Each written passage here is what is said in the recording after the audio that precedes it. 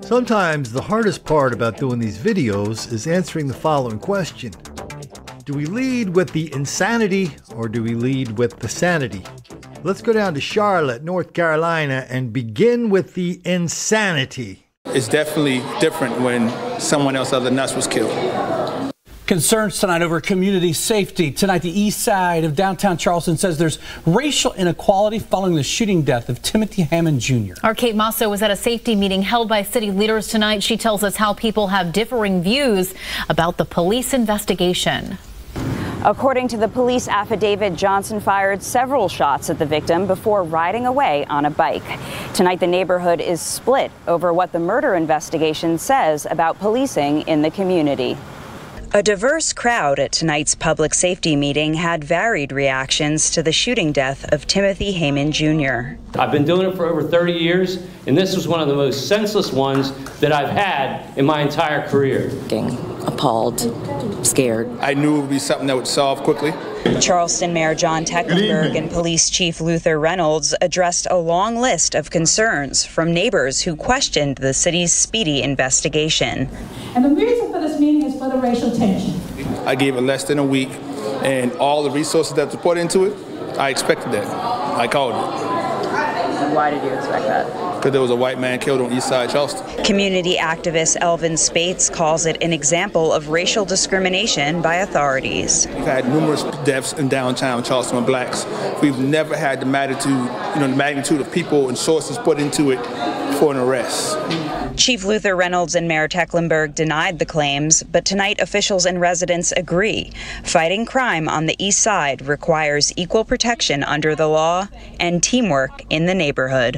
And the more people you know and the more people you reach out to, it gives you an opportunity to help that person. Tonight, city police say they have arrest warrants pending for the murder of Brian Colvert on Harris Street back in June. And if convicted, the 18-year-old Shannon Johnson could face up to life in prison for the murder of Hammond Jr. Man, where do we begin? Okay, first of all, I remember I was talking to the chief of police of Wilmington, Delaware on the air one time, WDEL. And I was asking him about the crime in Wilmington, and he said a lot of shootings. And he said the hardest part of solving these crimes is the people, the shooters and the victims often have rap sheets that look the same. Yeah, they're very, very long and old rap sheets, no matter how old the person is. So you got a criminal versus a criminal, not just a criminal versus a citizen.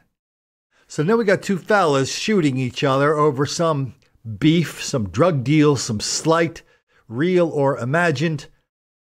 And then the cops go into the hood and we say, hey, everybody, what's up? Did anybody see anything? And everybody goes, I didn't see nothing. Everybody understands stitches for snitches. Everybody understands witness intimidation. And a lot of people understand even if they come forward and say something, maybe that won't be enough to arrest somebody. But if they get fingered, that will put their family in danger. Oh yeah, we've done lots and lots and lots of the murders resulting from witness intimidation. And sometimes the witness is actually the victim of the crime. I'm thinking of a couple times where people who were burglarized, the guy rolls in, sees the burglary, dials 911, the guys are arrested. As soon as they're back out on the street, job one is killing the guy who fingered them to police. I'm thinking of the story in Middletown, Ohio. A young mom with a couple kids comes in on Thanksgiving Day. There's like 10 fellas running out of her house with her flat screen TV and all of her other goodies. She calls the cops. A couple of them get arrested. He's out of jail for the next 6 months. While he's awaiting trial, the fellas come to her house with her small children regularly, threaten her, throw stuff at her, try to set her house on fire until one time, right around about 6 months later, she's on the phone with 911 telling the operator that there are people outside of her house that are trying to set her house on fire and killing her and kill her. And it's been happening for a long time. And the 911 operator could not have cared less. Questions tonight about how a 911 dispatcher handled a frightened caller in Middletown who said teens were trying to kick in her door. This happened hours before someone set Jennifer Saylor's house on fire on Tuesday night. At times, the 911 dispatcher seems to get impatient with Saylor. 9 on Your Side's Jason Law has more on that terror-stricken call. Some people love Middletown 911 dispatcher Crank, where is your emergency? Just hours before police say someone torched her house, Jennifer Saylor called 911 from inside her home after she said teenagers began throwing bricks and kicking in her door. Screaming and hollering, fighting for days. Hey, I can't hear you. Ma'am, you need to stop yelling. I can't hear you. Dustin locked my door and tried to kick my door in. What is your address? What is your address? Roosevelt Boulevard. Okay, are they... They're threatening to shoot my house and everything. Okay, who is it? Some kids, I called the police on for breaking into my house, and they've been trying to... Are they kicking at your door? Answer my questions. Are they there right now? They're kicking at my door. Ma'am, I can't help. Ma'am, you have to stop screaming. I can't help you until you stop screaming. The dispatcher seems to grow frustrated and eventually tells Saylor she has to hang up the phone. Open my house. I can't open my doors. Don't open the door then. Stay in your house. Easy. Stay in your house till we get there. Okay? I can't get out anyways. Stay in your house. Stay in your house until we get there. I'm not hanging up the phone until I have to hang up the phone, ma'am. I have to. I cannot stay on the phone with you. And that was Jason Law reporting. Saylor later told 9 on Your Side she was really, really scared.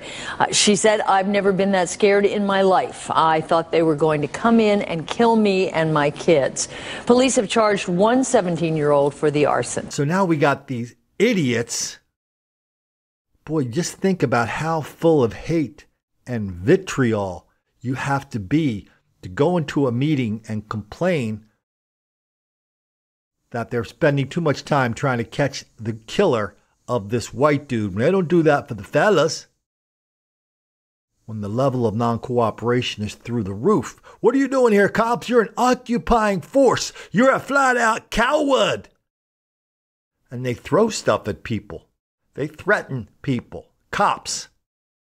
They start singing songs about the cops. Fuck the police. Everybody in this room knows that.